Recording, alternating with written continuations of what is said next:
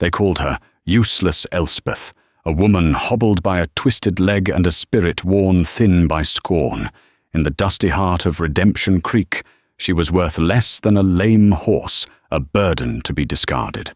Her own brother put her on an auction block, selling her for a handful of silver, to the one man the town feared more than God himself, a silent, scarred giant from the high, lonely mountains. They thought he was buying a servant, a plaything. They were wrong. He took her home, looked her in the eye, and called her his wife, igniting a fire that would either forge a new life or burn them both to ashes. The dust of Redemption Creek tasted of grit and despair, a fine powder that settled on everything, including the soul. For Elspeth May, it was the only taste she had ever known. It coated her tongue as she stood on a makeshift auction block, 3 whiskey barrels and a warped plank of wood before the leering eyes of the townsfolk. The sign nailed to the post beside her, scrawled in charcoal by her brother, Caleb, read indentured, strong back needed. Cheap, it was a lie. Her back was anything but strong, and her left leg twisted, since birth made every step a testament to her brokenness. "What am I bid for this one?" Caleb's voice, slick with false bonhomie, cut through the midday heat. "A bit lame in the leg, I'll grant you, but she's got 2 good hands for mending and scrubbing. Quieter than a church mouse, too. Won't give a man no trouble." A few grimy miners and hard-faced ranchers snickered. Old man Hemlock, the undertaker, squinted. "I'll give you 2 bits for her, Caleb. Might need help polishing coffins." The laughter that followed was cruel and sharp. Elspeth flinched her gaze, fixed on the splintered wood beneath her worn-out boots. She had been called useless her whole life. Useless for field work, useless for marriage, useless for anything but being a shadow in the corner of the miserable shack she shared with Caleb, since their parents succumbed to the fever. Now her uselessness had a price, 25 cents. 2 bits, Caleb scoffed, though a flicker of desperation showed in his eyes. He owed money a dangerous amount to Sheriff Brody.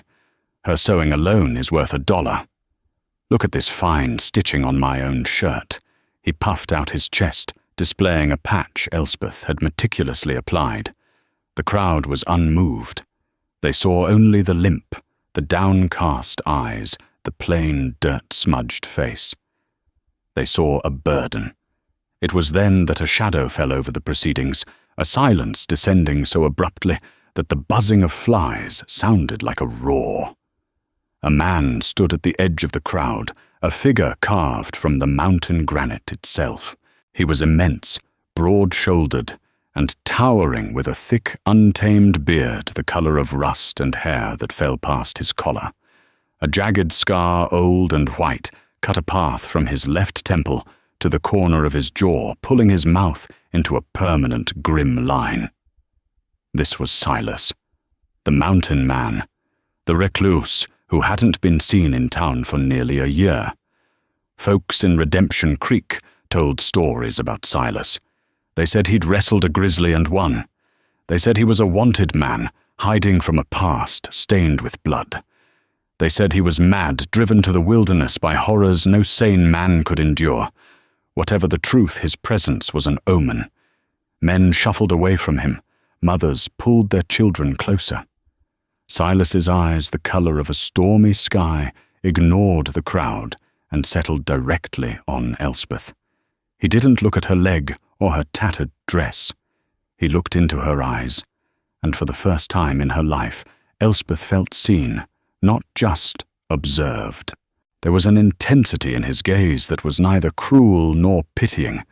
It was something else, entirely something she couldn't name. He took a step forward, his heavy boots stirring the dust. The crowd parted for him like the Red Sea. He stopped before the block, his shadow engulfing Elspeth completely. How much his voice was a low rumble, like rocks grinding together deep in the earth. Caleb, momentarily struck dumb by the man's presence, stammered, I'm asking $5. The price was absurd, a desperate gamble. A wave of murmurs rippled through the onlookers. $5 could buy a decent horse, a good rifle. Silas didn't blink. He reached into a leather pouch at his belt and pulled out a gold coin that glittered in the harsh sun. He tossed it through the air. Caleb fumbled, catching the $10 eagle with a stunned expression. It was more money than he'd seen in a year. "She's yours," Caleb breathed, his eyes wide with greed. Sheriff Brody, who had been watching from the porch of his office, strode forward, his hand resting on the Colt revolver at his hip. He was a man whose authority was built on swagger and intimidation. "Now hold on, Silas. What's your business with an indentured girl? You ain't got no farm that needs working." Silas turned his head slowly, his gaze meeting the sheriff's. The air crackled with a tension that had nothing to do with the heat. "My business is my own, Brody. She's town property, in a manner of speaking." Brody blustered, though he took a half step back. "We got rules." Silas's hand never moved from his side, yet his stillness was more menacing than any threat. "I paid the price. The bill of sale." Caleb, eager to be done with the transaction, before the terrifying mountain man or the sheriff changed their minds, hastily scribbled on a piece of parchment. He signed it and handed it down. Silas took it, his eyes scanning the words before tucking it into his coat. He then looked up at Elspeth. "Come down." She hesitated, her fear, a cold knot in her stomach. She had traded one cage for another, perhaps a far worse one. But the scornful faces of the townspeople were behind her, and this strange, scarred man was before her. She took a breath, and ignoring the sharp pain in her hip, carefully lowered herself from the block. She nearly stumbled, but a large, calloused hand shot out and gripped her arm, steadying her. His touch was surprisingly gentle, firm but not crushing. He started to lead her away toward a massive pack mule laden with supplies. "One more thing," Brody Silas said over his shoulder, his voice carrying across the silent crowd. "She's not indentured." He stopped and turned his stormy eyes locking onto the sheriff's. He held up the parchment. "This ain't no servant's contract." Then he looked at Elspeth, his expression unreadable. For the first time he addressed her directly, his words clear and deliberate, meant for the entire town to hear. "Her name is Elspeth, and she is my wife." A collective gasp swept through Redemption Creek. Jaws dropped. Sheriff Brody's face purpled with rage and confusion. Caleb simply stared the gold coin, feeling like a burning coal in his palm. Elspeth's own heart hammered against her ribs so hard she thought it would break. Wife. The word was so foreign, so impossible, it sounded like a language from another world. The mountain man turned without another word and led her away from the town, away from the only life she'd ever known, toward the vast, silent wilderness of the mountains that loomed like a promise or a tomb. The trail leaving Redemption Creek was little more than a whisper of a path, quickly swallowed by pine and aspen as it climbed into the high country. Silas walked ahead, leading the mule, his broad back a wall of buckskin and muscle that blocked the world behind them. He hadn't spoken another word since his shocking declaration in the town square. The silence was a living thing, broken only by the plodding of the mule's hooves, the creak of leather, and Elspeth's own uneven footsteps as she struggled to keep pace. Her leg ached with a deep, familiar fire. The climb was steep, and the jagged rocks bruised her feet through the thin soles of her boots. She stumbled often, her breath coming in ragged gasps, but she refused to cry out or ask for rest. She had been bought a piece of property, and property did not complain. Every time she faltered, she expected an impatient curse or a rough hand to drag her forward. Instead, Silas would pause, his head slightly tilted, as if listening, and would only resume his pace when he heard her footsteps behind him again. He never looked back. Fear was a cold companion on the journey. The stories about this man swirled in her mind. A killer, a madman. What did such a man want with a wife, especially a broken one like her? The word felt like a mockery. He hadn't bought a wife. He had bought a slave and given her a prettier name to spite the town.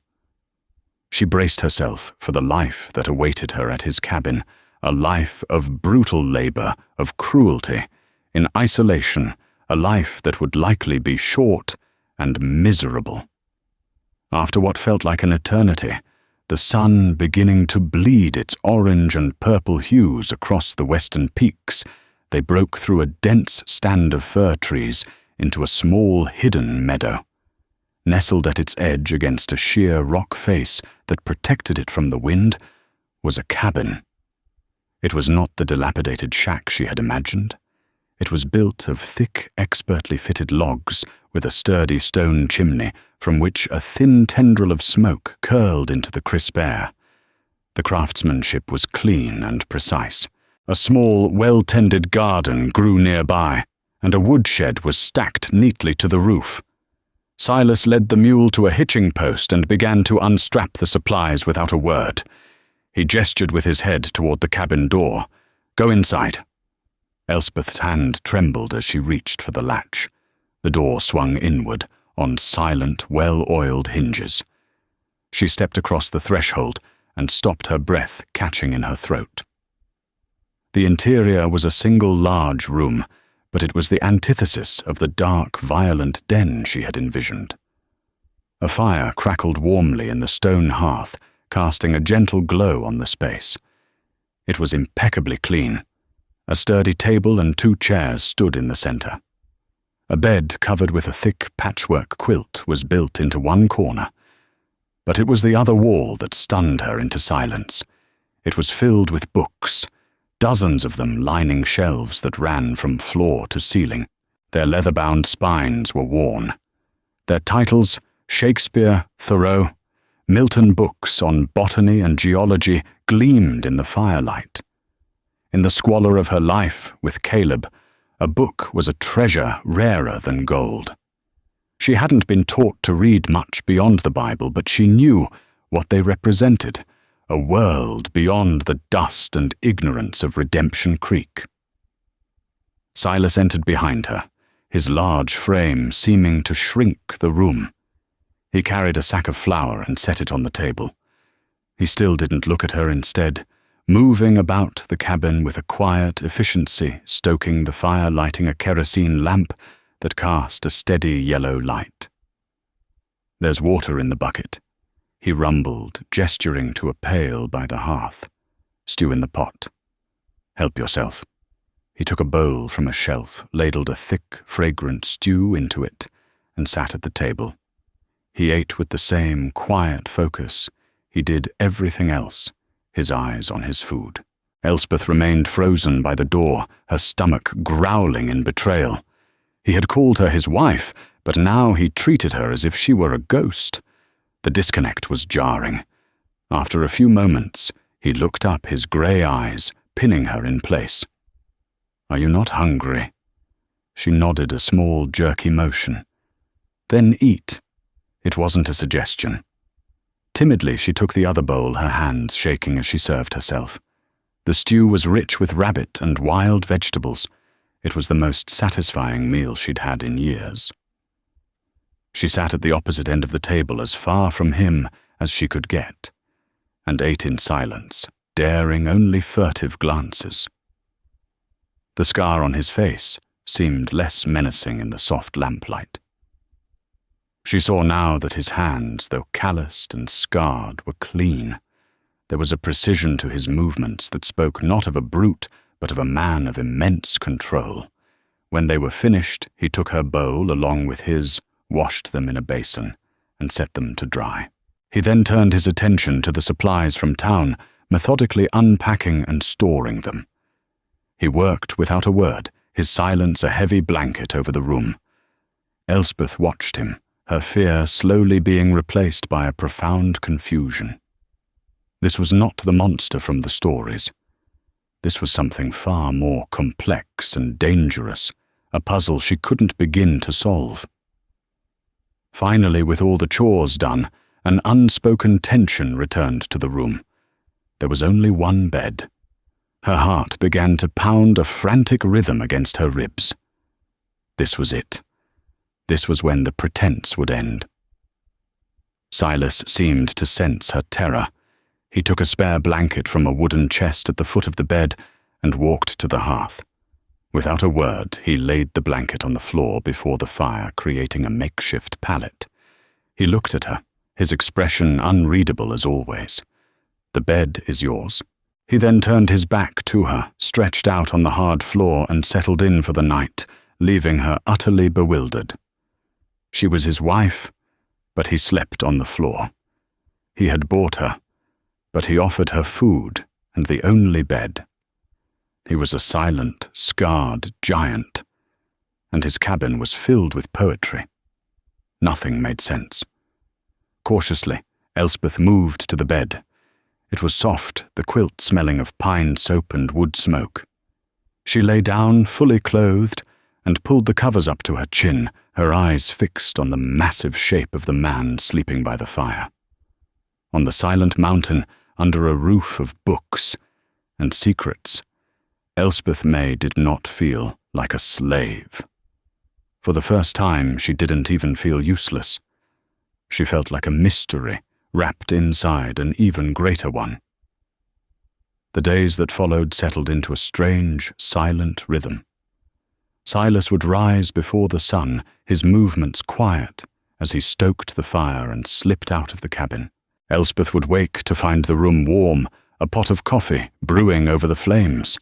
He would be gone for hours hunting or trapping in the high peaks, and would return in the afternoon with game or firewood, his presence filling the small cabin once more. He never told her what to do. He issued no commands, made no demands. In the absence of orders, Elspeth began to find her own purpose. In her life with Caleb, her limp had defined her. She was the girl who couldn't haul water from the well without sloshing half of it, the girl who couldn't keep up with the planting. But here in the quiet solitude of the cabin, her other overlooked skills began to surface. She took the mending of his buckskins upon herself, her needle moving with a swift, sure grace that belied her clumsy leg. The neat, almost invisible stitches she used to patch a tear in his coat sleeve drew a long, considering look from Silas. But he said nothing. She took over the cooking, transforming his simple rations of salted meat and beans into savory stews and breads, baked in a cast-iron skillet over the hearth, using the wild herbs she found growing at the edge of the meadow. He ate every meal she prepared without comment, yet she noticed he started leaving a portion of the best cuts of meat for her. One afternoon, he returned with a deep gash on his forearm, a misstep with a skinning knife. He sat at the table preparing to douse it with whiskey from a flask. "Don't," a small voice said. Silas froze, looking up in surprise. It was the first word she had spoken since they'd left town. Elspeth, her heart hammering at her own boldness, limped over to him. "The spirits will burn the good flesh with the bad. It will heal poorly."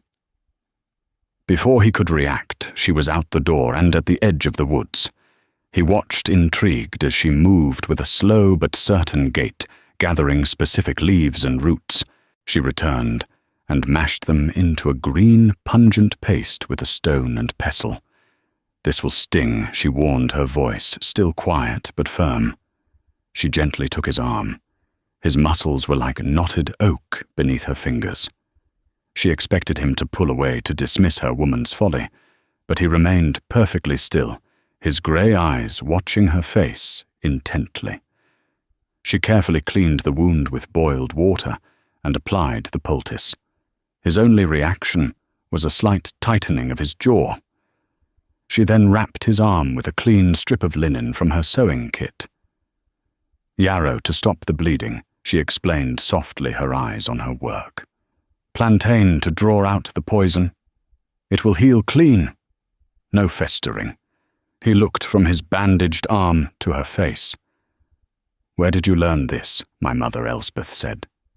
"Before the fever." She was a healer. It was the most they had ever spoken. An invisible line had been crossed. From then on, a subtle shift occurred. He started leaving small bundles of herbs he found on his traps lines on the cabin doorstep for her. When he saw her struggling to carry 2 buckets of water from the spring, he said nothing, but the next day she found he had diverted a small channel from the spring, using hollowed logs, bringing fresh, clear water to a basin just a few steps from the cabin door. Their lives were a conversation held not in words but in actions. He provided shelter and protection. She provided comfort and care. It was a bargain struck in silence and sealed with mutual respect. The fear she'd once felt had faded, replaced by a deep and abiding curiosity. Who was this man who could track a deer for miles, but also owned a copy of King Lear? Who could fell a tree with an axe, but yield his arm to the care of a crippled girl? One evening, a storm rolled in a violent tempest that threw rain against the windows, like handfuls of gravel, and made the cabin timbers groan. Elspeth was startled by a particularly loud crack of thunder and dropped the plate she was drying. It shattered on the stone floor. She immediately knelt to pick up the pieces, her body tense, expecting a shout of anger for her carelessness. In her old life, a broken plate would have earned her a slap from Caleb. "Leave it!" Silas's voice rumbled from across the room. He was sitting by the fire, cleaning a magnificent rifle, a Winchester Model 1873. "You'll cut yourself." He came over, gently nudged her aside with his knee, and swept the shards into a dust pattern. His movements were deft and careful. When he was done, he returned to his seat.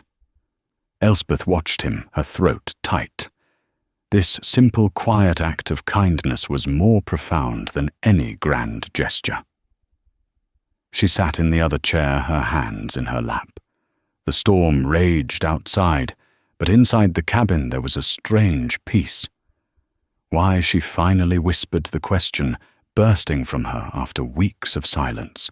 Silas stopped polishing the rifle's stock and looked at her, his brow furrowed. "Why what? Why did you buy me?" And why, she faltered the word, still feeling alien on her tongue. "Did you call me your wife?" He was silent for a long time, his gaze distant, lost in the dancing flames of the fire. The scar on his face seemed to deepen in the flickering light. Redemption. Creek is a town that likes to put people in boxes. He said at last, his voice low and rough. "You were in a box labeled useless. I was in one labeled monster. Maybe I thought 2 misplaced things might belong together." He paused, his large hand resting on the smooth wood of the rifle. As for the other, a man's wife is his own business. An indentured servant belongs to the town. Brody and his kind, they don't get to have a say over my wife. It wasn't a declaration of affection. It was a statement of territory, a shield he had raised around her, and by extension, around himself. He had claimed her to keep the world at bay. It was a practical, calculated reason, and yet it was more than anyone had ever done for her. She was his shield, and he was her fortress. It wasn't love, not yet, but it was something solid. It was a start. 2 months passed. The high country meadows exploded with wildflowers, and the air grew warm and sweet.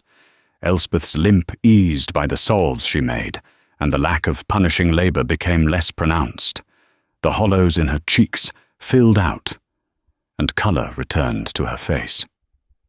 The quiet woman Silas had brought up the mountain was slowly being replaced by a more confident one, a woman who hummed softly as she worked, and whose eyes no longer darted to the floor when he entered a room. The day came when their supplies ran low. Flour, salt, coffee, the staples they couldn't hunt or grow, were nearly gone. "We need to go to town," Silas announced one morning. The statement hung in the air heavy with unspoken implications. Elspeth's stomach twisted into a knot. Town meant facing them all again, Caleb, the sneering women, the judgmental men, and Sheriff Brody. She saw the same reluctance mirrored in Silas's grim expression. For them, the cabin had become a sanctuary, and returning to Redemption Creek felt like a desecration. "I'll be fine," she said, her voice stronger than she felt. "I'm not the same person they sold." He looked at her, a long, searching look. "No," he agreed, a hint of something like pride in his voice. "You are not." The journey down the mountain was different this time. Elspeth rode on the mule, a concession Silas had made without discussion. He walked beside her, his Winchester rifle resting in the crook of his arm. As they neared the town, the familiar shroud of anxiety settled over her. Redemption Creek was as dusty and grim as she remembered. Their arrival caused an immediate stir. People stopped and stared, their mouths agape. They saw the mountain man, Silas, but with him was Elspeth, not cowed and broken, but sitting tall on the mule, wearing a clean dress she had mended and altered herself. The change in her was undeniable, and the sight of them together, a strange and formidable pair, silenced the usual gossip. They tethered the mule outside the general store. Silas handed Elspeth a list. "Get what we need. I have business to attend to." He looked across the street, his eyes narrowed on the sheriff's office. "Stay in the store. Don't talk to anyone." Inside Mrs. Gable, the proprietor, a woman with a face like a dried apple, watched Elspeth with undisguised curiosity as she gathered their supplies. "Well, look at you," the woman said, unable to contain herself. "The mountain air seems to agree with you. He treating you right. He ain't too rough." "He is a good man," Elspeth replied coolly, her voice even. The simple defense of him felt natural, true. Just as she was paying, the store's bell jingled and her brother Caleb walked in. He stopped short when he saw her. His eyes raked over her, noting the healthier complexion, the better clothes. A flicker of resentment mixed with something that looked like fear crossed his face. "Elspeth," he said, his voice oily, "I see he's fattened you up. Should have asked for more than $10. You got what you deserved, Caleb," she said, her hands clenching. "He can't hide up on that mountain forever." Caleb sneered, moving closer. "Sheriff Brody, he's been asking about him. Asking about what happened to Marshal Thorne back in Kansas 5 years ago." The name meant nothing to Elspeth, but Caleb said it with a malicious glee that made her blood run cold. Before she could respond, the deep voice of Silas filled the doorway. "Is there a problem here?" Caleb paled and stumbled backward, nearly tripping over a pickle barrel. "No, no problem. Just saying hello to my sister." He scurried out of the store like a frightened rat. Silas's eyes were like chips of ice. He looked at Elspeth, then at Mrs. Gable, who was suddenly very busy organizing a shelf of canned peaches. He paid for the goods, and they left in silence. But the name hung in the air between them. Marshal Thorne. They were loading the mule when Sheriff Brody emerged from his office, flanked by 2 thuggish deputies. He swaggered toward them, a smug look on his face. Silas Brody began, his voice loud enough for the gathering onlookers to hear. "Long time. Heard a rumor the other day. A man was asking about you. Said your name wasn't always Silas. Said it used to be Sergeant Cole.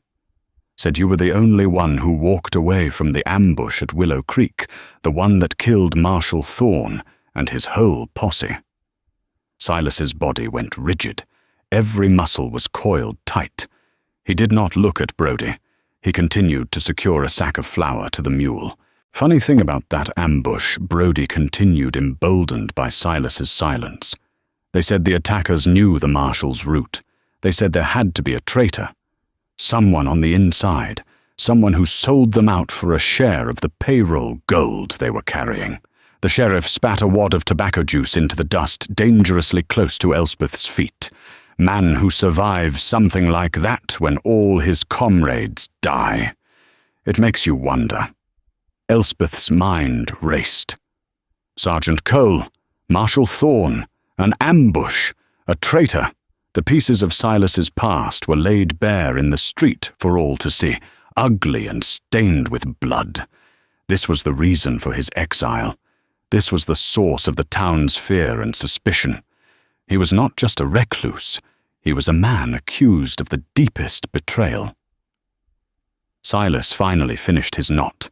He turned slowly his face, an unreadable mask, but his eyes burned with a cold fire that made Brody's deputies shuffle their feet nervously. A man who talks as much as you do. Brody Silas said, his voice, a low, dangerous growl, usually has something to hide. You should be careful what whispers you listen to. Sometimes they come back to bite you. He helped Elspeth onto the mule, and without a backward glance at the sheriff or the stunned town, led them out of Redemption Creek. The journey back up the mountain was even quieter than the first one had been. The unspoken bargain of their life in the cabin had been shattered by the whispers of the past. Elspeth looked at the broad, silent back of the man leading her home, and for the first time she wondered if she was living with a hero, a coward or a monster, after all. The revelation in town poisoned the tranquility of their mountain sanctuary. An invisible wall rose between them, built of the secrets Silas still kept. Elspeth found herself watching him, searching for clues in the hard lines of his face, wondering about the man named Sergeant Cole and the ghosts that haunted his past. Silas in turn grew more withdrawn, his silences deeper, his eyes constantly scanning the tree line as if expecting an attack. The peace they had built was fragile, and Sheriff Brody's words had fractured it. Brody meanwhile felt the threat of Silas's presence like a physical pressure. The man he thought had vanished forever was back, and he had a witness, a wife, who looked at him with loyalty. Brody knew the truth of what happened at Willow Creek, for he had been the architect of the betrayal. He'd been a deputy on that posse, the one who'd fed the ambush information to the outlaws for a share of the gold. He'd shot Marshal Thorne in the back himself during the chaos and had left Sergeant Cole for dead. Cole's survival was a loose end Brody had never been able to tie, and now it was living on the mountain overlooking his town, a constant reminder of his crime. He needed Silas gone, but he couldn't just ride up and kill him. It had to look like justice. He needed a reason, a provocation, and he knew just the pawn to use. He found Caleb drowning his self-pity in whiskey at the saloon. Brody cornered him, his presence radiating menace. "Your sister seems to have forgotten her family," Brody said, leaning on Caleb's table. "She's his property now," Caleb mumbled into his glass. Not according to the law, Brody lied smoothly. That bill of sale was for indenture, not marriage. He stole her technically, and as her only living kin you have a right to reclaim what's yours. The law would be on your side. A greedy, malicious light flickered in Caleb's eyes. He saw a chance to get Elspeth back, not because he cared for her, but because her skills were useful, and her defiance had wounded his pride. More importantly, getting on the sheriff's good side was a matter of survival. "What do you want me to do?" Caleb asked. "Go up there," Brody instructed. "Take 2 of my deputies for protection. Tell that mountain man you're taking your sister back. When he refuses, and he will, it will be an act of defiance against a lawful claim. It will give me all the reason I need to form a posse and bring him in, dead or alive." A few days later, Elspeth was tending her garden when she heard the sound of approaching horses. It wasn't Silas. He was checking traps to the north. Her heart leapt into her throat. She moved to the side of the cabin, peering through the trees. She saw Caleb, his face, a mixture of arrogance and fear, flanked by the two deputies who had been with Brody in town. "Elspeth," Caleb called out, his voice thin and reedy in the mountain air. "I've come to take you home. Your arrangement with this killer is over." She retreated into the cabin, her mind racing. The door was thick oak. The windows had heavy shutters. It was defensible for a time. She barred the door and slid the shutters into place, plunging the room into dim light. She grabbed Silas's spare handgun, a heavy Colt Peacemaker he had shown her how to load, but not how to fire. Her hands trembled as she checked the cylinder. "Come on out, Elspeth," one of the deputies shouted. "Don't make this difficult." She heard them dismount. Footsteps crunched on the gravel outside. They were trying the door, rattling the latch. "She's barred it in Silas ain't here," Caleb's voice said closer now, right outside the window. "We saw him heading north. Just break it down." Panic seized her. She was alone. The men outside were growing impatient. She heard the thud of a shoulder hitting the door. The wood groaned but held. Then came a heavier sound. They were using a log as a battering ram. Thump. The bar shuddered. Thump. A crack appeared in the thick wood. Just as a third splintering blow landed, a voice roared from the trees, a sound of pure, untamed fury that seemed to shake the very ground. "Get away from my house, and get away from my wife." Caleb and the deputies spun around. Silas stood at the edge of the clearing, a phantom who had appeared from nowhere. He wasn't holding his rifle. His hands were empty, hanging at his sides. But his stance, his face, the sheer murderous intent radiating from him, was more terrifying than any weapon. "He's alone, get him the lead," Deputy yelled, drawing his pistol. The world seemed to slow down. The deputy's gun came up, but Silas was a blur of motion. In a movement so fast it was almost invisible, the Colt Peacemaker that had been holstered at his hip was in his hand. There was a single deafening crack that echoed off the mountain face. The deputy's pistol flew from his hand, his fingers a mangled mess. He screamed, clutching his ruined hand. The second deputy, frozen in shock, made a fatal error. He went for his own gun. A second crack rang out, and the man crumpled to the ground, a neat hole in his shoulder. He was alive, but out of the fight. Caleb stood paralyzed, his mouth hanging open in terror. Silas strode forward, his steps deliberate and heavy. He didn't even glance at the wounded deputies. His eyes, burning with a cold, lethal light, were fixed on Caleb. He stopped inches from him, towering over him. "You came to my home," Silas growled the voice, a low vibration of promised violence. "You tried to break down my door. You tried to take my wife." He reached out and grabbed the front of Caleb's shirt, lifting him effortlessly off the ground. Caleb kicked his legs, his face purple with fear and lack of air. "Please," he squeaked. Brody made me do it." It was his plan. Silas's eyes narrowed. "Brody." He said the name like a curse. From inside the cabin, Elspeth watched through a crack in the shutter, her heart pounding. She saw the raw, deadly skill of the man she lived with. This was Sergeant Cole. This was the survivor of Willow Creek, and he had just used that terrible skill to protect her. Silas held Caleb suspended for another moment, then threw him to the ground. He landed in a heap, gasping and sobbing. "Take your wounded friends and crawl back to the hole you came from." Silas commanded, his voice deadly calm. "Tell your master, the serpent in the creek, that he sent boys to do a man's job.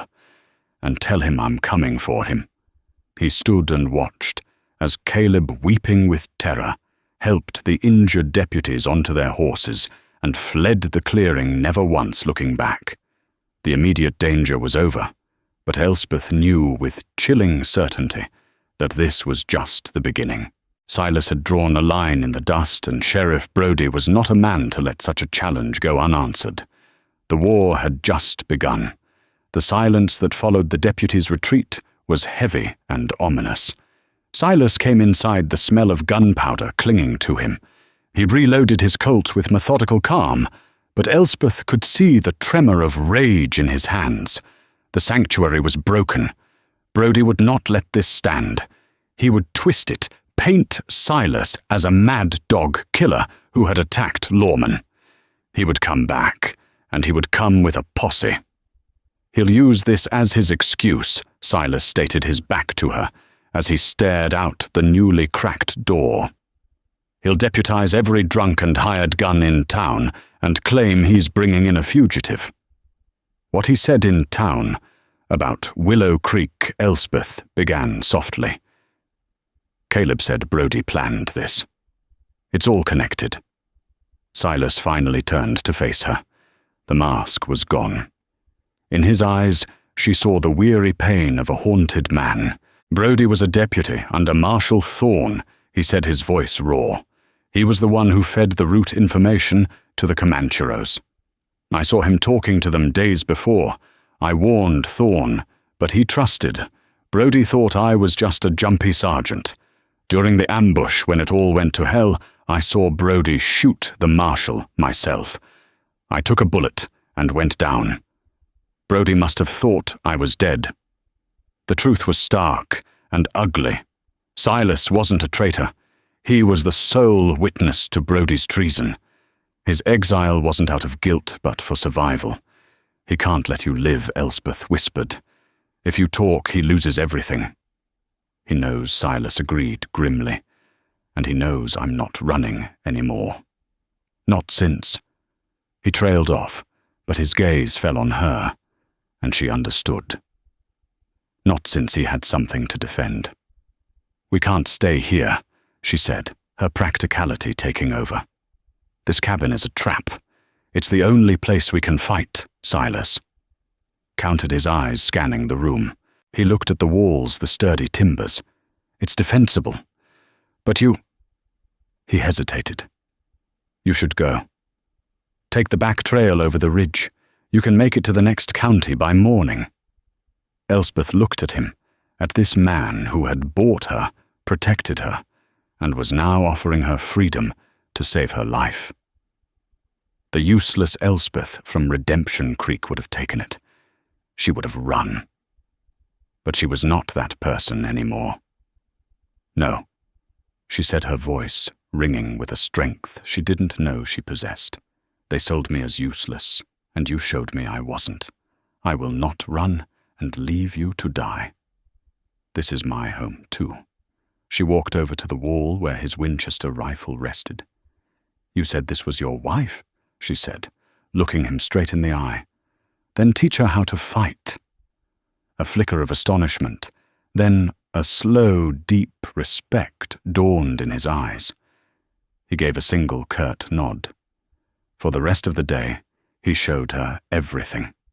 How to load and fire the Winchester 73. How to brace it against her shoulder to manage the kick. How to use the sights. Her small frame struggled with the weapon's weight, but her hands were steady, her eye was true, and she was a fast learner. He showed her the weak points of the cabin, the angles of fire from each window, and the escape route through a hidden tunnel under the hearth that led to a rocky outcrop 50 yards away. They worked together, a silent, efficient team, barricading the windows, filling every bucket with water, and laying out ammunition. As dusk fell, painting the sky in fiery strokes, they saw them a dozen riders picking their way up the trail, dark silhouettes against the dying light. Brodie was at their head. "They're here," Silas said, his voice grim. He handed her the Winchester. "Stay at the back window. Don't fire unless they get past me. Your job is to keep them from getting behind us." Elspeth's heart hammered, but her hands were steady as she took her position.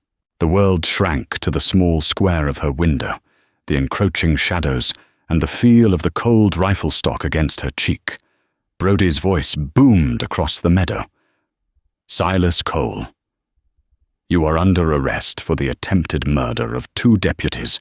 Come out with your hands high. The only answer was the click of Silas cocking his own rifle. Have it your way, Brody roared. Light 'em up! The night exploded in a cacophony of gunfire. Bullets splintered the cabin walls. Elspeth flinched but held her position. From the front of the cabin, Silas's rifle answered with methodical, deadly shots. A cry of pain from the darkness told her he'd found a mark.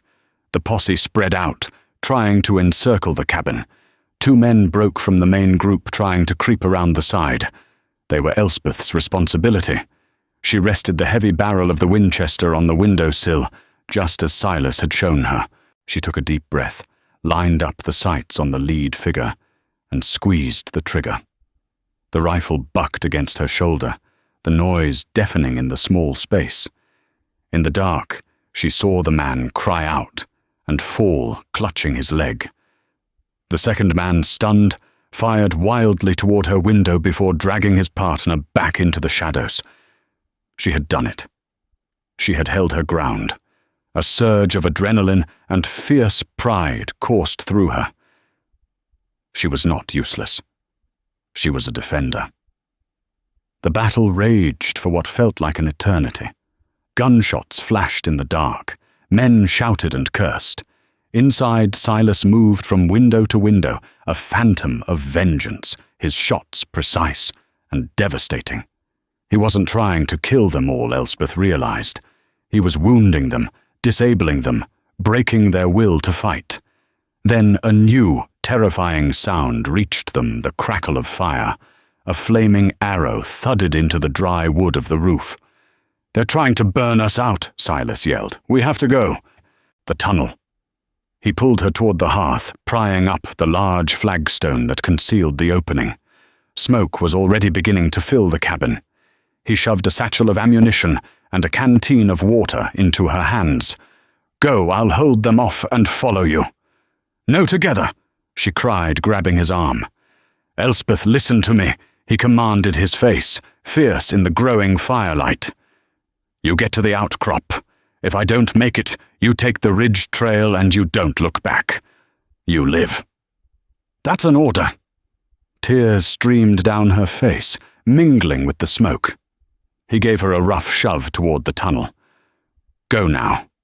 With a sob, she scrambled into the dark, narrow space.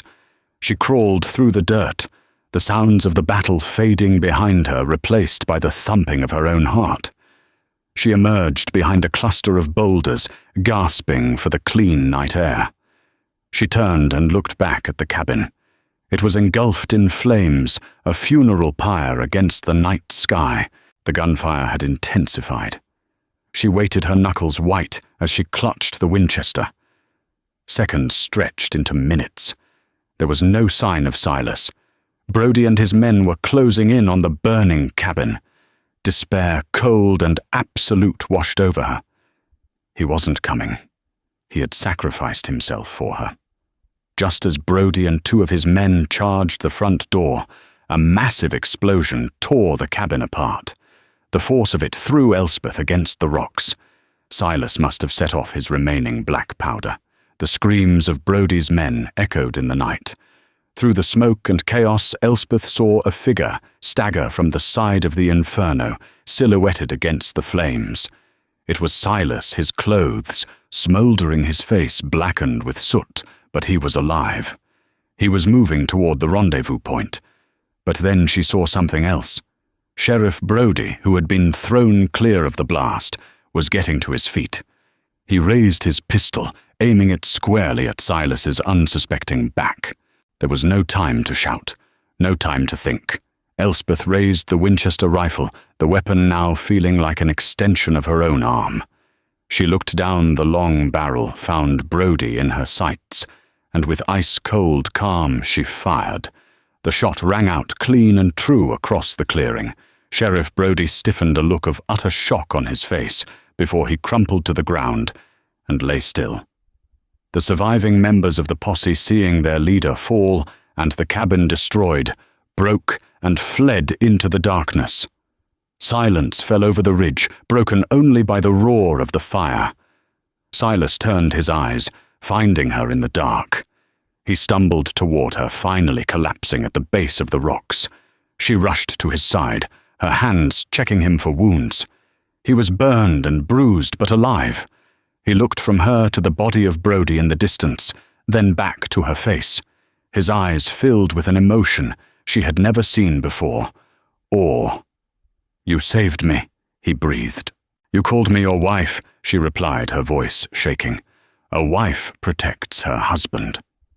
On the smouldering ridge, surrounded by the ruins of their home, they were no longer a recluse and his purchased burden.